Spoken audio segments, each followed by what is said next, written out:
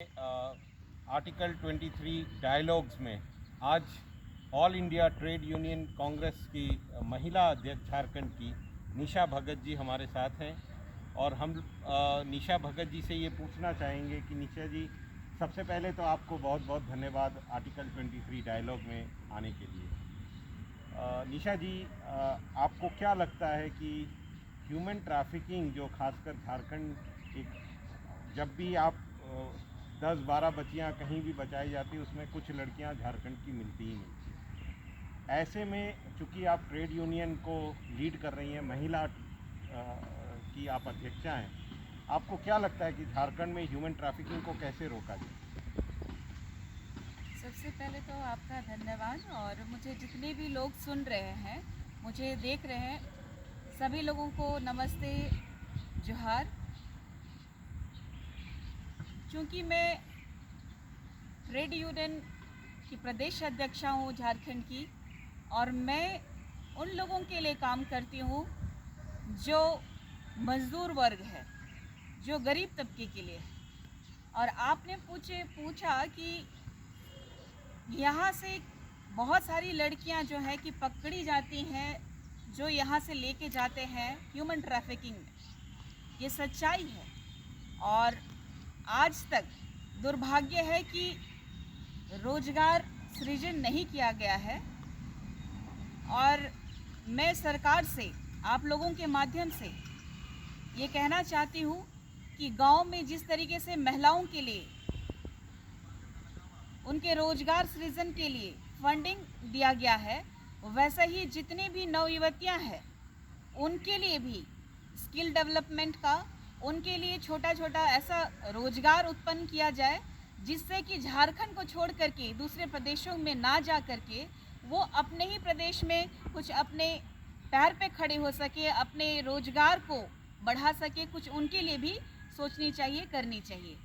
पर निशा जी, इसमें ये देखा गया है कि झारखंड से बहुत ऐसी लड़कियां बचाई जाती हैं, दिल्ली जाती हैं, और ख़ासकर कोरोना के आने के बाद ऐसा महसूस होता है कि वनरेबिलिटी बहुत, मतलब गरीबी अपनी एकदम चरम सीमा में है, और बहुत ऐसे परिवार हैं जिनको प्रलोभन दिया जाएगा, बल्कि दिया जा रहा है प्रलोभन बाहर जाने के लिए, रोजगार के लिए। बहुत ऐसे लोग हैं जो चले जा रहे हैं और कुछ ऐसे लोग हैं जो फंस जा रहे हैं बाहर जाके। ऐसे लोगों के लिए आपका, चूँकि आप ट्रेड यूनियन की अध्यक्षा हैं महिला, और ख़ासकर महिला जब जाती है कहीं ना कहीं, अगर फंस जा रही है तो किसके पास जाए, तो ये एक आपके लिए कंसर्न का विषय है कि नहीं?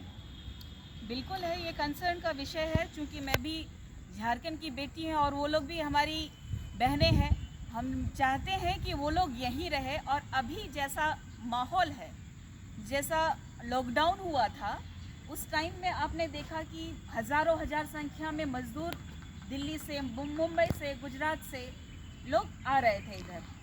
और यहाँ चूँकि ट्राइबल लीडर ही है, ट्राइबल सीएम है, तो उन्होंने बहुत अच्छी पहल भी की है कि उन्होंने सबसे पहले उनको हवाई जहाज़ से, ट्रेन से लाने का काम जो किया, उनके लिए जो सोच रखते हैं, उनके प्रति जो उनकी सोच है कि उनको सहानुभूति है, वो देख करके ऐसा लगता है कि कहीं ना कहीं उनके लिए कुछ ना कुछ सीएम ने सोचा है कि कुछ ना कुछ रोजगार सृजन करने का। मुझे जहाँ तक लगता है कि जो ये सीएम है, वो जितने भी बाहर काम करने वाले हैं, कुछ लोग जो प्रलोभन दे करके ले जा रहे हैं, उनको रोकने का काम हम सब भी कर रहे हैं। ऐसा नहीं है कि हमारी नज़र में है और हम उनको रोक नहीं रहे हैं। कई आए दिन आप भी देखते होंगे कि कई जगह में पकड़े जा रहे हैं, बसेस पकड़े जा रही हैं। तो सबसे बड़ा अभी का समय जो है, सरकार के साथ साथ जो समाज सेवी हैं, हम जैसे लोग, इसमें पूरी तरीके से पैनी नज़र डाले हुए हैं कि बाहर ना लेके जाएं, और जब पकड़े जा रहे हैं तो उनको ऐसे जगह रखा जा रहा है जहां से कि वो उनको स्किल डेवलपमेंट दिया जाए या फिर उनको कोई रोजगार का सृजन किया जाए, उनको चिन्हित किया जा रहा है। तो उम्मीद है कि आगे उनके लिए कुछ अच्छा फ्यूचर हो सके। अच्छा फ्यूचर की बात आपने कहा। आप निशा जी खुद एक ट्राइबल लीडर हैं। सबसे पहले तो आप लीडर से पहले आप ट्राइबल जी जी यहाँ की बेटी हैं झारखंड जी, की। और आदिवासी लड़कियाँ बहुत इस तरह से दिल्ली में एजेंट्स लोग ले जाते हैं और फंसा देते हैं घरों के काम करने के लिए। चूँकि आप एक आदिवासी, कहीं ना कहीं आप उन बच्चियों से कनेक्ट तो ज़रूर करती होंगी। जी जी मैं उस सवाल पे दोबारा आपके पास आता हूँ कि कोरोना के समय में जिस तरह की गरीबी आई है, उसके बाद अब अनलॉक हो रहा है, हमारा देश फिर से खुल रहा है। अभी तो पूरा खुला नहीं है, पर जल्द ही पूरा देश अनलॉक हो जाएगा। जब अनलॉक होगा, ट्रेन्स की मूवमेंट होगी, बस की मूवमेंट होगी, तो बहुत ऐसे एजेंट्स यहाँ से ले जाएंगे। और इसके साथ साथ स्कूल ड्रॉप आउट्स, जो कि हम सब के लिए एक बड़ी विषय बनी हुई है कि स्कूल में जो बच्चियाँ पढ़ती थी, कहीं ना कहीं एक रिपोर्ट आया है जिसमें बहुत ऐसी बच्चियां स्कूल से वंचित हो जाएंगी गरीबी के कारण। क्या आपको लगता है कि ऐसी बच्चियों को, क्या प्रशासन को क्या करना चाहिए? मुझे स्कूल शिक्षा विभाग से कैसे बात करना चाहिए? जहाँ तक मुझे लगता है कि बहुत सारे मध्यम परिवार से हैं और बहुत सारे लोगों को जॉब से भी निकाल दिया गया है। तो ऐसी परिस्थिति में मुझे लगता है कि सरकार को, जो शिक्षा मंत्री है, उनको फीस जो है उसमें कटौती, उनका जो अभिभावकों को रिलीफ देना चाहिए, फीस कटौती होनी चाहिए ताकि वो लोग पढ़ सके। ऐसा नहीं कि वो उनका फीस मनमानी तरीके से लिया जाए और उनको देने के लिए फीस ना रहे और बच्चियाँ और बच्चे जो है कि घर में बैठ जाए या फिर बाहर काम करने जाए। इससे अच्छा है कि मैं आप लोगों के माध्यम से मैं शिक्षा मंत्री जी को आग्रह करना चाहती हूँ कि जो फीस अभिभावकों के द्वारा दिया जाता है स्कूल प्रबंधन को, तो उसमें कटौती होनी चाहिए, उसमें कुछ ना कुछ उनको रिलीफ मिलना चाहिए। मेरा कहने का मतलब ये है कि जो बच्चियां जो सरकारी स्कूल में पढ़ रही हैं, जो गांव में हैं, पूरे प्रदेश झारखंड में आदिवासी बच्चियां, क्योंकि ये जो दलाल जो हम लोग ट्रैफिकर्स कहते हैं, ये उन लोगों को चिन्हित करता है जो एकदम बहुत गरीबी हालात में आदिवासी लड़कियां अपने गांव में। तो वो जो स्कूल में पढ़ रही थी, उसको कहीं ना कहीं प्रलोभन देके उसको दिल्ली में, बॉम्बे में, बड़े बड़े शहरों में ले जाने की कोशिश होगी। ऐसे में क्या स्कूल ड्रॉप आउट्स में आप क्या शिक्षा विभाग को कुछ कहेंगी या कुछ कर रही हैं या कुछ करना चाहती हैं? मुझे जहाँ तक मालूम है कि आपके द्वारा भी ह्यूमन ट्रैफिकिंग में बहुत सारा काम किया जाता है और मैं काफ़ी फॉलो भी करती हूँ और मैं खुद भी करती हूँ, तो देखती हूँ।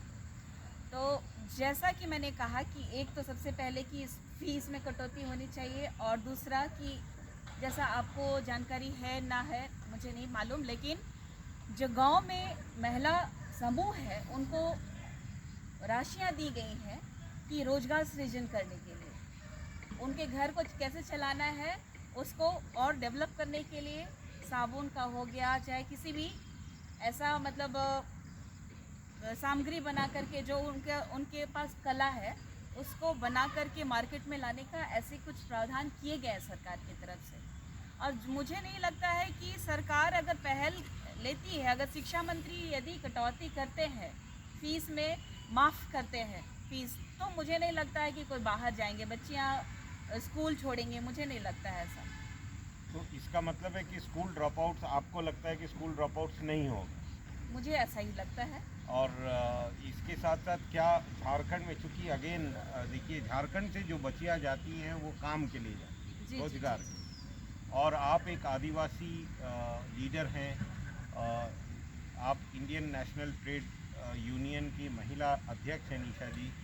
आपको क्या लगता है कि प्लेसमेंट एजेंसी कानून बनना चाहिए झारखंड में? बिल्कुल बनना चाहिए, इसलिए बनना चाहिए क्योंकि पता नहीं है कौन किसको कहाँ लेके जाता है, वो तो इत्तेफाकन आप और हम पकड़ लेते हैं, लेकिन प्लेसमेंट एजेंसी बननी इसलिए चाहिए तो ताकि पता चले कि कौन से गांव से कौन बच्ची या बच्चा जा रहे हैं बाहर, कितने साल के हैं, ये पता होना चाहिए। क्योंकि बहुत सारी ऐसी बच्चियां हैं जो कि 18 साल से कम उम्र के लोग हैं, ये दुर्भाग्य है।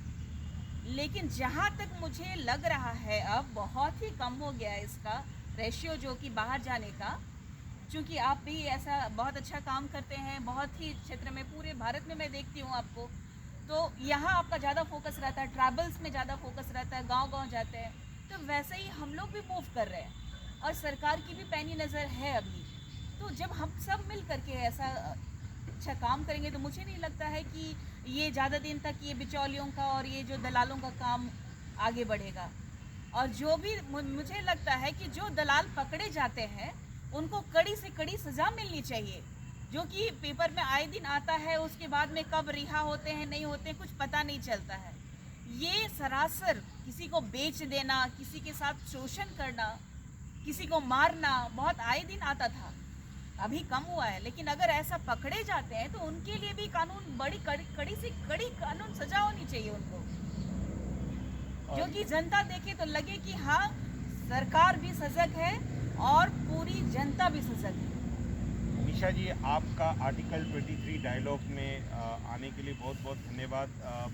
क्या फाइनल एक मैसेज झारखंड की उन आदिवासी बच्चियों के लिए आपके प्रति? मैं सारे मेरी बहनों से मैं आग्रह करती हूँ कि कहीं मत जाइए बाहर, इसीलिए मत जाइए क्योंकि यहाँ से दलाल ले तो जाते हैं लेकिन आपको पता नहीं है कि किस तरीके का शोषण हो सकता है आपके साथ।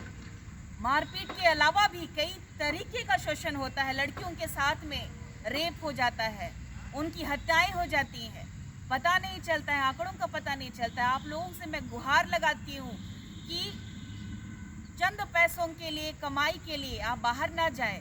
सरकार सोच रही है कि पूरे गांव में रोजगार सृजन करने का, और उम्मीद रखिए इस सरकार में, चूंकि एक आदिवासी का ही बेटा है आज सीएम, तो एक उम्मीद रखिए कि आपके साथ में कुछ बुरा नहीं होगा, आपके साथ आने वाला समय में अच्छा होगा। बाहर जाने की बिल्कुल मत सोचिए। निशा जी, बहुत बहुत धन्यवाद। आर्टिकल 23 डायलॉग में बहुत धन्यवाद। आप इस इशू को और आगे ले जाएं, और मुझे लगता है कि अगर आप जैसे लीडर्स, अगर ट्राइबल लीडर्स अगर आवाज़ उठाएंगी तो कहीं ना कहीं प्रदेश में ह्यूमन ट्रैफिकिंग कंप्लीट रुकने की एक तरह से हम लोग कोशिश कर सकते हैं। बहुत बहुत धन्यवाद। जोहार।